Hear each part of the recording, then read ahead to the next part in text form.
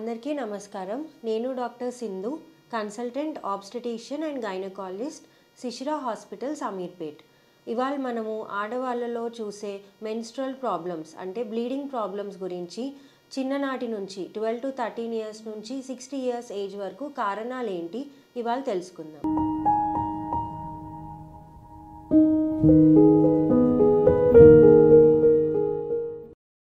ఈ periods problem అనేది పిల్లలకి అంటే స్టార్టింగ్ మెన్స్ట్రుయేషన్ దగ్గర నుంచి ఎండింగ్ పీరియడ్స్ అయిపోయే వరకు కూడా ఫేస్ చేస్తూ ఉంటారు.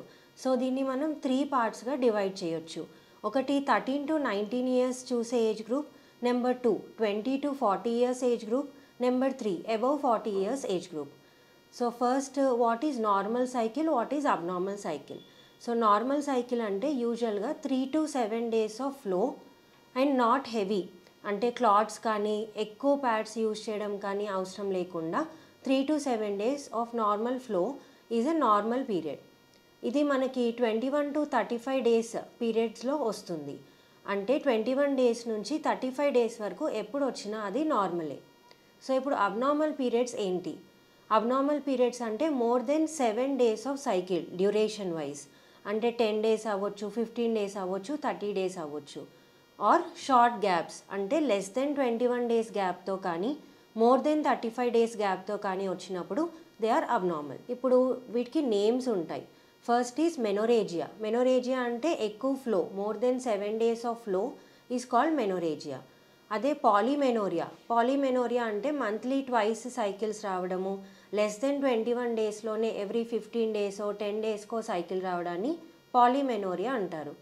పాలిమెనోరేజియా అంటే తక్కువ డ్యూరేషన్లో ప్లస్ ఎక్కువ ఫ్లో రావడాన్ని పాలిమెనోరేజియా అంటారు. నెక్స్ట్ ఆలిగోమెనోరియా. ఆలిగో అంటే మోర్ దెన్ 35 డేస్ డ్యూరేషన్లో సైకిల్ వస్తే ఆలిగోమెనోరియా అంటారు. నెక్స్ట్ హైపోమెనోరియా. హైపోమెనోరియా అంటే మామూలు 5 to 7 డేస్ సైకిల్ కాకుండా తక్కువగా 1 day 2 డేసే కనబడుతుంది లేదా జస్ట్ స్పాటింగే కనబడుతుంది అంటే ఆలిగోమెనోరియా అంటారు. So these are the different types of bleeding problems. తర్వాత పోస్ట్ కాయిటల్ బ్లీడింగ్ అని ఒకటి ఉంటుంది. అంటే హస్బెండ్ అండ్ వైఫ్ కలిసిన తర్వాత బ్లీడింగ్ కనబడుతుంది, ఇది కూడా అబ్నార్మలే. దెన్ ఇంటర్మెన్స్ట్రల్ బ్లీడింగ్ అంటే సైకిల్కి మధ్యలో కూడా స్పాటింగ్స్ కనబడుతూ ఉంటాయి, this is also abnormal. So ఇలాంటి ప్రాబ్లమ్స్ ఉన్న వాళ్ళు వెంటనే డాక్టర్ని కన్సల్ట్ చేయాలి. ఇప్పుడు 12 to 19 ఇయర్స్ ఏజ్ గ్రూప్లో బ్లీడింగ్ ప్రాబ్లమ్స్ గురించి చూద్దాం. మెయిన్గా 12-13 ఇయర్స్కి ఫస్ట్ మెచ్యూరిటీ అయిన తర్వాత పీరియడ్స్ రెగ్యులరైజ్ అవ్వడానికి కొంచెం టైం పడుతుంది. సో బాడీలో ఉన్న హార్మోన్ చేంజెస్ అడ్జస్ట్ అయ్యి రెగ్యులర్ సైకిల్స్ రావడానికి it will take some time. ఈ టైంలో జనరల్గా ఎక్కువ రోజులు బ్లీడింగ్ అవ్వడం కామన్గా చూస్తూ ఉంటాం. కానీ చిన్న ఏజ్ వాళ్ళు కాబట్టి వీళ్ళకి జస్ట్ పెయిన్కి సంబంధించిన మెడిసిన్, బ్లీడింగ్ తగ్గడానికి నాన్ హార్మోనల్ మెడిసిన్స్ ఇస్తాము. ఈ ఏజ్లో హార్మోన్ మెడిసిన్స్ యూజ్ చేయడం ఈజ్ నాట్ సేఫ్. కొంచెం టైం ఇస్తే అదే రెగ్యులరైజ్ అవుతుంది. వీళ్ళలో మెయిన్గా ఫుడ్ చేంజెస్ చూసుకోవాలి. ఎవరికైతే హెవీ ఫ్లో ఉంటుందో వాళ్ళు అవాయిడ్ చేయాల్సిన ఫుడ్స్లో నెంబర్ 1 నువ్వులు, సెసేమ్ సీడ్స్ అంటారు. Number 2 dates, number 3 papaya and pineapple. ఇవి ఎందుకు అవాయిడ్ చేయాలంటే వీటిలో ఫీమేల్ హార్మోన్స్ అనేవి ఎక్కువగా ఉంటాయి. సో ఇవి తీసుకున్నప్పుడు బ్లడ్ ఫ్లో ఎక్కువగా అయిపోయి పీరియడ్స్ అనేది ఎక్కువగా అవుతుంది. సో ఇవి తీసుకోకుండా అవాయిడ్ చేస్తే కొంచెం ఫ్లోని తగ్గించుకోవచ్చు. అలాగే రెగ్యులర్ ఎక్సర్సైజ్, ఒక 30 to 40 minutes regular body exercise అనేది ఈ ఏజ్ గ్రూప్ వాళ్ళకి కంపల్సరీ అవసరం. అండ్ హైడ్రేషన్, ఎక్కువ water, fluids, coconut water, juices ఇవి ఎక్కువగా తీసుకోవాలి.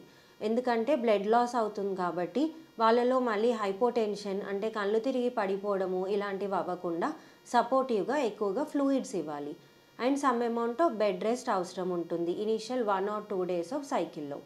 అండ్ రెగ్యులర్ డైట్ పరంగా హెల్తీగా అంటే ఐరన్ రిచ్ ఫుడ్స్లో యాపిల్, దానిమ్మ, పాలకూర, నాన్ వెజ్ తింటే మటన్, కీమా, లివర్ వీటిలో ఎక్కువగా ఐరన్ ఉంటుంది. అండ్ బెల్లం, జాగరీ, చిక్కీ రూపంలో కూడా తీసుకోవచ్చు, బెల్లం పల్లీలు కలిపి ఉన్నది. ఇవన్నీ తీసుకుంటే మెన్స్ట్రుయేషన్ టైంలో బ్లడ్ లాస్ అయినప్పుడు మళ్ళీ బ్లడ్ రికవర్ అవ్వడానికి ఐరన్ అనేది సప్లిమెంట్ అవుతుంది. అలాగే ప్రోటీన్ ఫుడ్, పల్సెస్ కానీ నాన్ వెజ్ కానీ స్ప్రౌట్స్ కానీ యాడ్ చేసుకోవాలి. These are the foods to be taken during cycle. Next 20 to 40 years age గ్రూప్లో బ్లీడింగ్ ప్రాబ్లమ్స్ ఎందుకు వస్తాయి? వీళ్ళలో కామన్గా మనం హార్మోనల్ ప్రాబ్లమ్స్లో number 1 thyroid problem, number 2 PCOD problems చూస్తున్నాము. సో థైరాయిడ్లో హైపో ఉంటుంది, హైపర్ ఉంటుంది. హైపోథైరాయిడిజం అంటే ఎవరికైతే బాడీలో థైరాయిడ్ హార్మోన్ ప్రొడక్షన్ తక్కువగా ఉంటుందో హైపోథైరాయిడిజం అంటాము. వీళ్ళు థైరాయిడ్ టెస్ట్ చేయించుకొని థైరాయిడ్ మెడికేషన్ వాడుకుంటే సరిపోతుంది. అలాగే హైపర్ థైరాయిడిజం అంటే బాడీలో థైరాయిడ్ హార్మోన్ ప్రొడక్షన్ ఎక్కువగా ఉంది. వీళ్ళకు కూడా సైకిల్ ప్రాబ్లమ్స్ చూస్తాము. ఈ 2 గ్రూప్స్ వాళ్ళు కూడా థైరాయిడ్ మెడికేషన్ సప్లిమెంటేషన్ తీసుకుంటే సరిపోతుంది. Next PCOD. పీసీఓడి ఇప్పుడు చాలా కామన్గా చూస్తున్న హార్మోనల్ ఇష్యూ. ఇది మనం 15 ఇయర్స్ ఏజ్ నుంచి 45 ఇయర్స్ ఏజ్ గ్రూప్ వరకు అందరిలో చూస్తున్నాము. దీనికి main problem hormonal imbalance.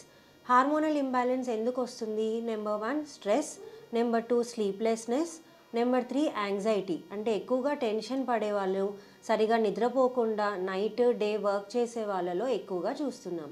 So ఈ స్ట్రెస్ ఫ్యాక్టర్ని తగ్గించుకోవడానికి ఫస్ట్ మనం లైఫ్ స్టైల్ మోడిఫికేషన్ చేసుకోవాలి.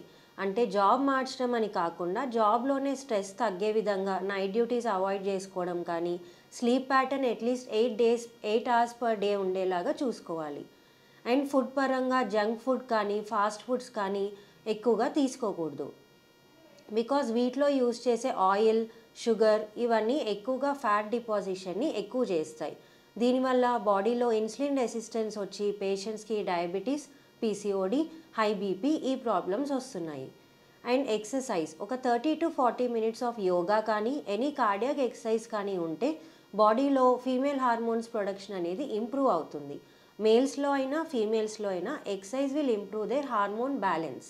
సో దీనివల్ల హార్మోన్ ఇంబ్యాలెన్స్లోకి వెళ్లకుండా పీసీఓడి ప్రాబ్లంలోకి వెళ్లకుండా ఉంటారు. అండ్ మెయిన్గా పీసీఓడిలో అవాయిడ్ చేసుకోవాల్సిన ఫుడ్స్ రిచ్ ఇన్ ఆయిల్ కానీ, ఎక్కువ ఫ్రైడ్ ఫ్రూట్స్ కానీ, స్టోర్డ్ ఫుడ్స్ కానీ అవాయిడ్ చేసుకోవాలి.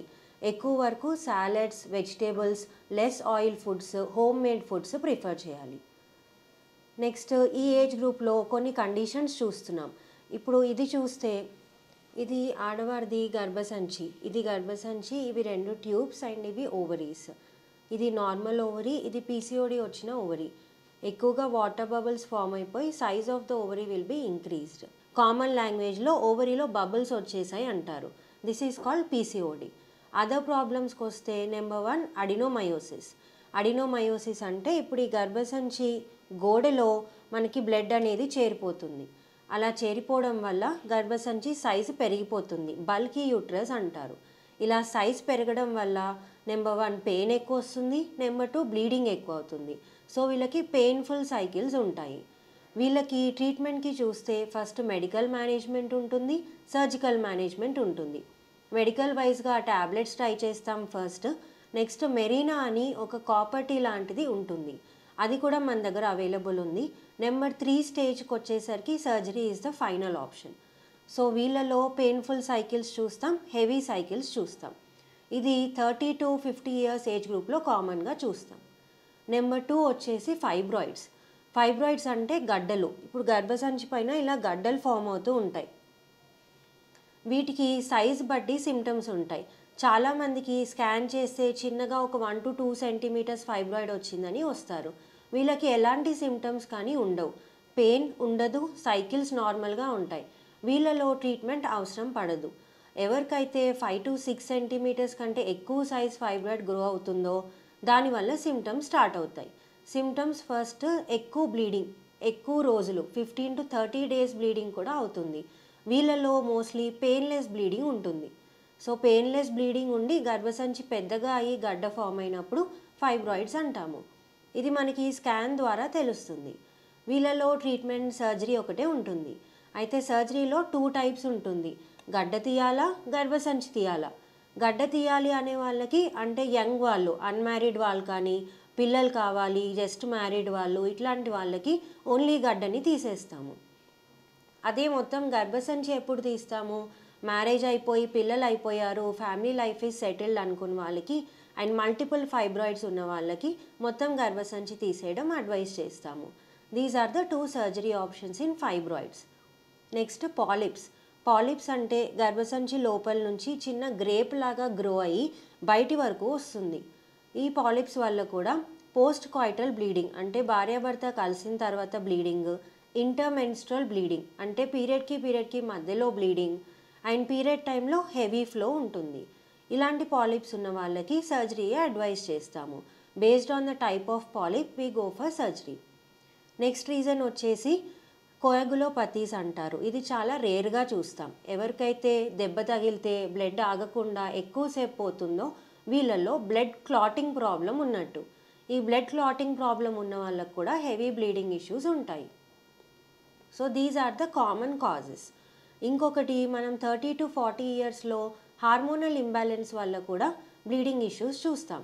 దీన్ని ఏయుబి లేదా డియుబి అంటారు. ఇది మెయిన్లీ హార్మోనల్ ఇష్యూ.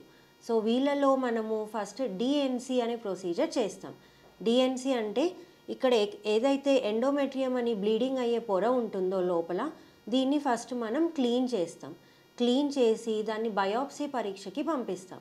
బయాప్సీ చేసిన తర్వాత అది హార్మోనల్ ఇష్యూనే అయితే మనకి మెడికల్ మేనేజ్మెంట్ ఉంటుంది, అలాగే మెరీనా అనే కాపర్టీ వేసుకునే ఆప్షన్ ఉంటుంది. ఒకవేళ ఇది క్లీన్ చేసి బయాప్సీ చేసినప్పుడు అందులో కణాలు అంటే సెల్స్ అనేవి ఫ్యూచర్లో క్యాన్సర్గా మారే రిస్క్ ఉంది అనుకున్న వాళ్ళకి డైరెక్ట్గా మనం సర్జరీకి వెళ్ళాల్సి ఉంటుంది. సో ఈ క్యాన్సర్ రిస్క్ ఎవరిలో ఉంటుంది? More than 40 years of age group వాళ్ళకి అండ్ ఫ్యామిలీ హిస్టరీ ఉన్న వాళ్ళకి.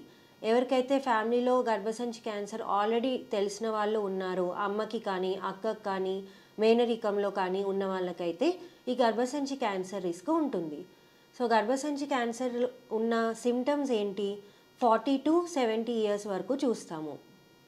చాలామంది 60కి అట్లా నాకు సైకిల్ అయిపోతుంది, అయిపోయిన తర్వాత గర్భసంచి క్యాన్సర్ రాదు కదా అనుకుంటారు.